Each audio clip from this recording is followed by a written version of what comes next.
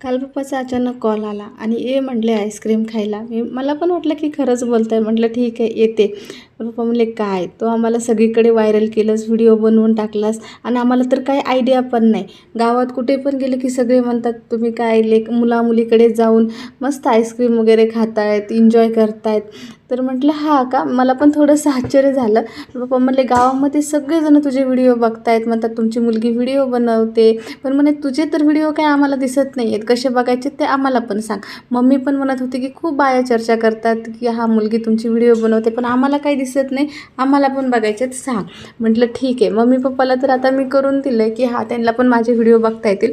पण छान वाटलं की सगळे माझे व्हिडिओ बघतायत, पण तरी पण माझ्या व्हिडिओजवर लाईक आणि कमेंट्स येत नाही आहेत. कदाचित माझ्या इंस्टाग्रामच्या अल्गोरिथमचा काही प्रॉब्लेम असेल त्यामुळे.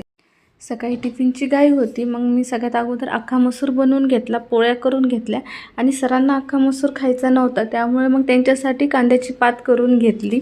सकाळचे जे काही दररोजचे कामं होते ते आवरून घेतले. त्यानंतर मला पण थोडं, आणि ही बाल्कनी आहे त्यातून पाणी जात नव्हतं नळातून, त्यामुळे ती खूप खराब झाली. मग अगोदर ती क्लीन करून घेतली. आणि हे गहू मी मम्मीकडून आणले होते घरच्या शेतातले, आणि मग ते अगोदर वाळवायला टाकून घेतले, कारण एकदा जर वाळवून ठेवलं तर मग त्याला कीड वगैरे काही लागत नाही, आणि जेव्हा पण आपल्याला वाटेल आपण त्याला डायरेक्ट निसून दळण आणू शकतो दळून. त्यामुळे मग आणि एवढं पोतं बाहेर काढून वाळायला टाकलं आणि आज ऊनच नाही पडलं. असंच होतं माझ्यासोबत. चला भेटू उद्याच्या ब्लॉगमध्ये. बाय. Thanks for watching.